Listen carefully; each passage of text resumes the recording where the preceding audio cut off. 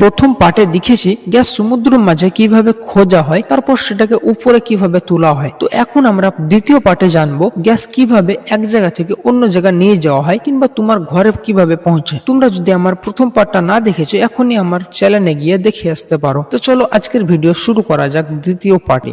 এখন আসল মজার জায়গা, এই গ্যাসকে এত ঠান্ডা করা হয় প্রায় 162 ডিগ্রি সেলসিয়াস পর্যন্ত, যে এটা তরলে পরিণত হয়।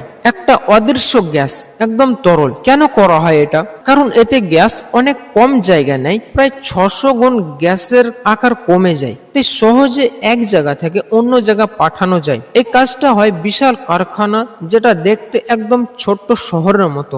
যখন গ্যাস তরল হয়ে যায় তখন সেটা খুব ঠান্ডা আর স্বচ্ছ হয়, এত ঠান্ডা যে হাত লাগালেও ক্ষতি হতে পারে। তাই এটাকে রাখা হয় বিশেষ ট্যাঙ্কে করে। এখন শুরু হয় সবচেয়ে বড় যাত্রা। এই তরল গ্যাস ভরা হয় বিশাল বড় জাহাজে। এই জাহাজগুলো শুধু এই কাজের জন্যই তৈরি করা হয়েছে। ধীরে ধীরে পাইপ দিয়ে গ্যাস ভরা হয় জাহাজের মধ্যে। তারপর সবকিছু ঠিক আছে কিনা দেখে নেয়। তারপর জাহাজ সমুদ্রে রওনা দেয়। তারপর শুরু হয় হাজার হাজার কিলোমিটারের সফর। দিন যায়, রাত যায়, জাহাজ এগিয়ে চলে। ভিতরে লোকজন সময় নজরে রাখে, সবকিছু ঠিক আছে কিনা চেক করে। কয়েকদিন পর জাহাজ পৌঁছে যায় অন্য দেশের বন্দরে। সেখানে এই তরল গ্যাস বড় ট্যাঙ্কে রাখা হয়। এরপর আবার এটাকে গ্যাসে পরিণত করা হয়।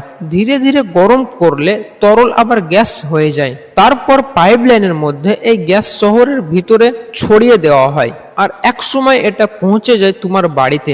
যখন তুমি চুলা জ্বালাও, যে নীল আগুনটা দেখো, ওটাই সেই গ্যাস, যেটা সমুদ্রের গভীর থেকে এত বড় যাত্রা করে এসেছে।